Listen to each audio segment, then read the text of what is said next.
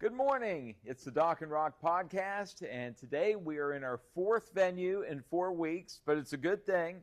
We're here at the Beverage Depot on Park Street. I'm Jim Samias, along with Rock Cioni. Good morning. And our sponsors of the Doc and Rock podcast are the Western Maryland Scenic Railroad, the Gun Shop in Ridgely, and the Beverage Depot. And we're going to be talking to one of the proprietors of the Beverage Depot here in just a moment. And Rock, let's open up with our trivia question. Ready? That's on you, right? It's on me. Good, because I prepared nothing. Okay. When was Notre Dame's last national college football title? Who was the coach? And whom did they beat in the Fiesta Bowl? Ooh, I know one of those things. All right, Okay. and we'll have the answer at the end. So, let's bring in Caleb Gravenstein. Hey, Caleb. Caleb of the Beverage Depot. We welcome Caleb to our show Good to today. see you. Yeah, absolutely. And Caleb, how long has the Beverage Depot been here? So we took over in March of this year from Sean Dietry. So we took over effective March 1st. So I guess we're going on, like 7 or 8 months now. Nice. Yep. So where are you? Where's this location? Yeah, so we're as in what everybody refers to as the backwards building on Park Street. So anytime we try to tell them where we're at, they're like, "Oh, the building that was built backwards." Yeah, that's us. So right between the post office and where the new Chipotle location is. So hopefully between that and the new Royal Farms going on top of the hill, that really helps us out. Well, you mentioned the backwards building. White Oak Shopping Center is kind of backwards to Industrial Boulevard, and they're there now. It's like 65 years. Yeah, So if you some guys problem. go that long, I think we're good. And now we have 2 different ways we can get in this parking lot. It's so much easier now, isn't it? Yeah, ever since they turned that Cecilia Street? Cecilia Street into a 2-way, it's really done things for us. And then it's going to be a complete drive-through from Chick-fil-A through Chipotle's parking lot into our parking lot, so you won't have to actually get down onto Park Street. You can just come straight across to That's our great. How about that? Yeah, Yeah. Royal Farms gets here, Chipotle opens, we're going to get a lot more traffic. Yeah, it'll really draw people off the It exit. will. You know, right now there's nothing really in the Cumberland area on a Sunday to draw you here. So having those couple options will definitely bring traffic this way. Yeah, good. Yeah, Caleb, here at the Beverage Depot, you have a huge amount of room, so people aren't all cramped in. You go to some liquor stores, you're kind of all boxed in and you're afraid to knock over something. But here you have a lot of space and a lot of different choices for the consumer.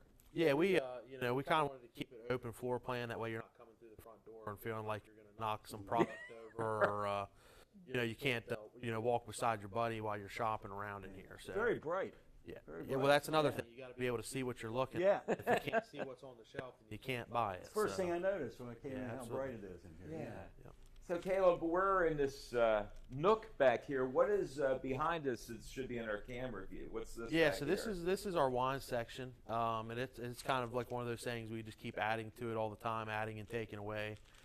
So we got a lot of your Joshes, a lot of your decoy wines. Then we got some of the cheaper options as well. So we got the Cupcake, the Yellowtail, the Woodbridge, all the good stuff too. So Great. something and I for see you everybody. have Fireball cinnamon whiskey. Got to have Fireball That cinnamon apparently whiskey. so. That's a must-have. Yeah, and some cold beer. It looks like you have a lot of coolers over there, and lots of people love to just be able to come in and get some cold beer. Yeah, all the cold beer you could think of, and we'll have more. The plan is for this spring, summertime, we're going to bring in 3 more coolers Ooh. and increase the cold storage for beer as well. Now, I have to ask you, you have an inner tube. I said, what do you call those, I guess? Yeah. High Noon. What is High Noon? Yeah, so it's another. It's like a ready-to-drink item, so it's pre-mixed in a can, ready to go. Okay. And that's just one of their sales things. Okay. So it's perfect for your float trips, your camp, your camps and whatnot. Gotcha. Kind of similar to White Claw or Twisted Teas or something like that. Well, let's take somebody like me and Rock. We drink on occasion. We probably don't try all kinds of new things. Is Absolutely. there something that people our age that's like, well, this stuff would be something new to try? I think you'd enjoy it. Well, yeah, but it kind of depends. So, like, I'm not a beer guy. I'm a bourbon guy. Oh, okay. So I try all kinds of different bourbons. But if you're a wine guy, I've definitely got some suggestions. And if you're a beer guy, I mean, to me, it's beer. So it's if you tried one, you tried them all. So Oh, I love that. So you're not a connoisseur of beer? no, I'm not. No. Yeah. No. Well, mentioning bourbon, tell us exactly what bourbon is. Yeah, so it's a minimum age statement of 4 years. All bourbon is whiskey. All whiskey is not bourbon. So that's kind of a misconception there. But, you know, we have everything from your cheap $20 bottles all the way up to what's in front of you here, which is a lot of the Pappy Van Winkle line. And you get into the $2,000 bottle price point. So What was that? $2,000 a bottle. There's a Pappy 20-year in front of you that, you know, anywhere between $2,000 and $2,500 is what you'll see them offered for. Now we keep our prices quite lower than that, but we have a bourbon allocation program. So as a consumer here, you get entered into our lottery each month. And then if you partake in the last month's lottery, which is December this year, then you'll get the option to get some of these Pappies for as low as $400 a bottle. Say that again. All bourbon is Whiskey. and all whiskey is not bourbon. That's correct. It's like a math thing. It is. It's like a Yes. subset. Yeah. Yes, it is. Oh, that's great. Well, since you're an expert on bourbon, how is bourbon different from an average whiskey? So obviously you know how to taste it, and what's the difference? Yeah, so it's flavor profiles. A lot of it, you know, a lot of your bourbon is going to be. My favorites are red fruit forward, slightly oakier bourbons. So proof point plays a lot of effect to that too. So I mean, you have anything from like low 90s, high 80s, somewhere in there, all the way up to what they call a hazmat, which is really high proof, bourbon. Which would be Hazmat? something, yeah. So that would be something like a George T. Stagg, where you're getting into something that's like 140 proof. Are you open on Sundays? We are open on So Sundays. I could come up here and get hazmat early in the day. And Yeah. zone out. Did you work in the bourbon industry? No. Your knowledge I is- just have my boss Daniel Kramer.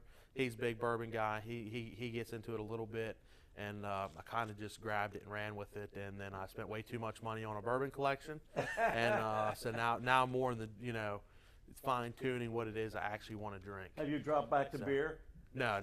He's not I doing won't- that. No, I won't be dropping back to beer anytime soon. Well, I'll tell you what, Caleb, thanks for hosting us. We've heard Yeah, you do absolutely. live ads with Dave. And Yeah. you do a Yep. great job. And Great folks, store. you just come in and wander around, feel comfortable, and like you said, not knocking something over as soon as you get in the door. Absolutely. All right, Caleb, thank you. Thank you. All Thanks right. so much, Caleb. Yep, Good to meet absolutely. you. All right, Caleb Gravenstein here at the Beverage Depot. Well, I And learned more about bourbon in 5 minutes than I've ever known in all these years. now we got to say, just keep saying, all bourbon is whiskey, but not all whiskey is Yeah, bourbon. and some of it can cost $2,000.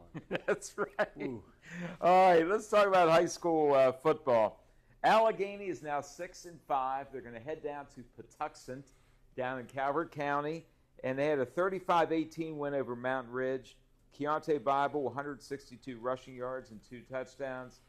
And Rock, how big is that win for the Allegheny Campers? We said on our Saturday morning quarterback show that it was a real pride game, and I think it was huge. I really think it was huge. Forget Fort Hill for a minute. Yes. To beat Mountain Ridge twice this season is a real hallmark for them, and they earned a victory. And what I think we noticed, Jim, is their offensive line has really. They talked about Keontae Bible stepping up because of the injury to Blow, but I think the offensive line has decided they're going to play harder and they're going to come off the ball a lot harder, and I think that's showing. Yeah, it was a beautiful win, and we're going to follow them down to Patuxent. And apparently it's 194 miles, 3 hours and 21 minutes, and Garrett's going to drive. So Yes, he is. I looked at that and said, this is what Garrett's for. He took us down to Murray, and we'll trust him. And there's 3 or 4 different ways to get down there. None of them good, None of but them we'll good. be there. Yeah. So we're looking forward I'm to it. surprised that's a Saturday or a Friday night game. Yeah. I think Brian was happy no matter where it ended up. I would imagine, So yeah. congratulations to the Allegheny Campers. Good for them. Fort Am I Hill, looking the right way now, Chris? very, very good. Very subtlety is what we Yes. pride ourselves on here at Dock and Rock. Fort Hill 42-0 over Northern. Yeah. Braylon Younger almost 300 yards rushing, 24.7 per carry. Fort Hill 7-3, and that was something else. I get asked, maybe you do too, Jim, that people that don't get to the games maybe that want to know how good he is, because offensively he's really a new name for Fort Hill this year. Defensively, we heard a lot from him last year. He is really good. I mean, let me just say that. He is battle tested. He delivers a blow every time he carries the football. And frankly, some of the kids in the secondary look like they were hesitant to tackle him head on. And you almost can understand that because he is brutal. And then we have Frankfurt, now 11-0 on the year, 25 straight wins. Man. They won by the score of 49-7 over Williamstown. Braden Tyler, 4 touchdowns, 7 rushes for 137 yards. And Rock, Braden Tyler and Braylon Younger would seem to be the leading candidates for Player of the Year. Tyler also does it on special teams. He's always doing something there. So saw a little bit of film on him, Mm-hmm. and he's very elusive. I'm over right place there, Chris. Okay, very elusive. He changes directions very quickly, and when he gets in the open, very, very fast. And he is a tough kid. All right, and so our schedule for this coming week, Friday night, we are going to be at Patuxent on the AM, airtime 6, kickoff at 7. Allegheny at Patuxent. Patuxent won the state title in 1A, 2A last year. They were in a higher class. They dropped down to 1A, and Rock, I think we said a year ago, well, there's somebody that's going to be a handful, and they are. Yeah, it certainly looks like it. I looked at their schedule, and pretty good schedule. And, right. They're in Lusby, Maryland, a population of about 3,000 people in Calvert County. And we're looking forward to we're looking forward to a new venue. I don't know if maybe we could sleep all the way down. That is going to be a long trip. And I'm like you, I'm glad Garrett's driving. And then on Classic Hits 107, we have a Saturday afternoon game. Yeah. And that will be Frankfurt taking on Mingo Central. Not Ringo, Mingo. Mingo. And they are as far south in West Virginia as you can go, practically. And they are told us. 5 hours away. So 1 o'clock, airtime noon on Classic Hits 107. That's our schedule coming up, and you're watching the Doc and Rock podcast. And we want to thank our sponsors, the Beverage Depot and Caleb Gravenstein hosting us today. Also, the Gun Shop and the Western Maryland Scenic Railroad. Rock, our college friends are doing a great job. Mikey Allen, an interception and 6 tackles. Southern Utah, another win as they beat Central Arkansas. Danny King had 2 punts inside the 20 and 4 touchbacks on kickoffs. So Mikey Allen and Danny King doing great things out in the Mountain Time Zone. Yeah, we're glad to see that. Mikey made a really acrobatic play when I saw the replay on, I guess it was on Facebook. And Danny King just keeps doing what King's been doing, I don't know how many years now, quite a few years. And it'd be so neat to see if he could get a crack at being a punter, place kicker in the NFL. He certainly seems to have the leg, and we know the temperament and the character is there. Yeah, and talking about field goals in Fort Hill history, there's a bunch of them, but Danny King's to beat Melbourne Central Catholic on that Saturday night. Boy, I'd love to see a crowd like that back at Greenway. Me too. And then, of course, our friend Mr. Cohen winning the state title a couple years ago. So, at any rate. And also, congratulations, Frostburg State. They have made the Division II playoffs for the first time. The Bobcats are 9-2. They beat Fairmont State over the weekend. So, Coach Eric Wagner, successor to Delane Fitzgerald, way to go, 9-2, and here come the playoffs. Another great year for the Bobcats. A lot of interest created in that program by Delane Fitzgerald, who's Mikey Allen, Danny King's coach now, and Coach Wagner has kept that going. A little bit of a tough year last year, but a bounce back year this year. That's great. And now, National Football League, another Fort Hill football graduate, and Ty Johnson, a 52-yard touchdown pass and run, his longest of his career. It was a swing pass, so it was mainly Ty's running. Josh Allen just had to throw it out in the flat, and Ty took off down the left sideline just like he did at Greenway Avenue Stadium.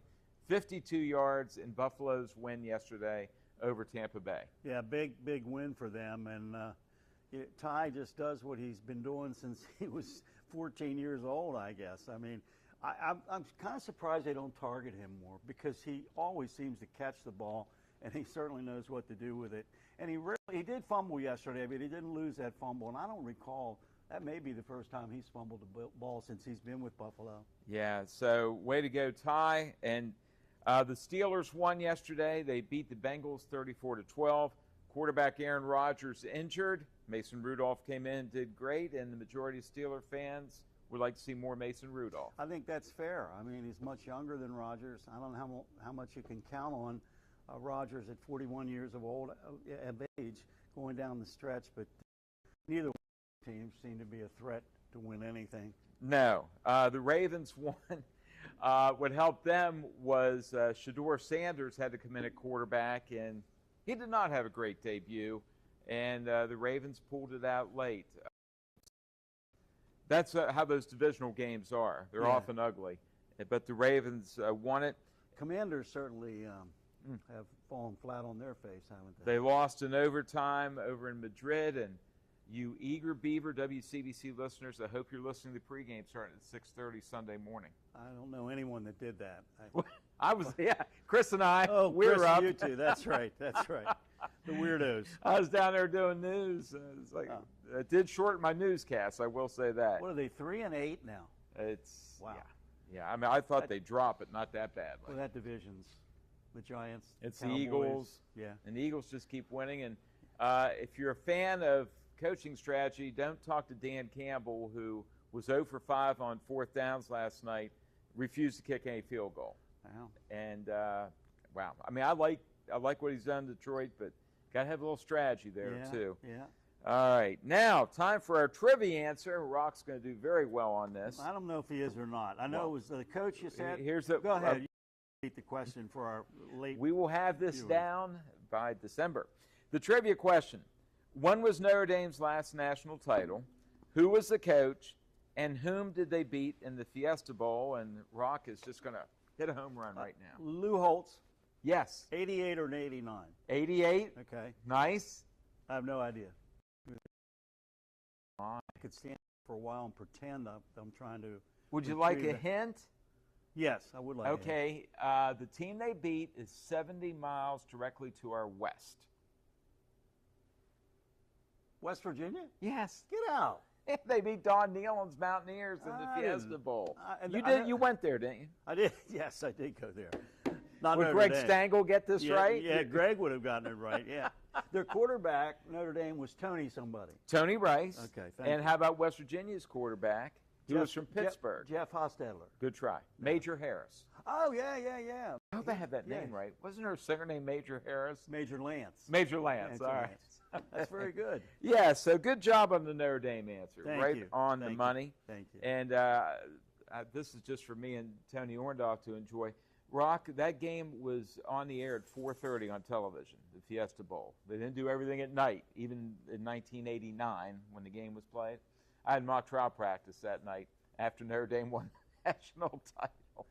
How's that for serious business? How about that? Is serious business. You were just down to earth and prepping those kids for it down the line. But I can remember I watched that game, but I don't know why I lost West Virginia. Virginia. Remember sitting there with Tony Lohmeyer practice. He was a big football kid. And I don't think Major Harris had a very good evening, if I remember.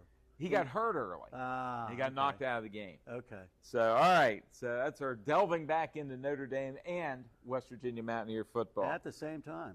That is going to wrap up today's podcast from our wonderful venue here at the Beverage Depot on Park Street. We certainly want to thank Caleb Grabenstein for hosting us and explaining bourbon to me and Rock, which we will discuss all the way down to Lusby. But we better not have any on the way down. No, we will not have have any. any Can't sleep bourbon. through the broadcast. Yeah. Our other sponsors are the Gun Shop in Ridgely and the Western Maryland Scenic Railroad. Our thanks to Stephen Shambaugh, who is here, who helped set this up, and Chris Myers and Fiona.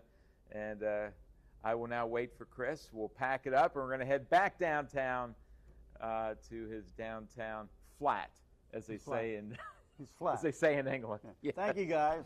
All right, that'll do it for Doc and Rock. We'll be back next Monday, and tune in this weekend for high school football and Saturday morning quarterback. Have a great week.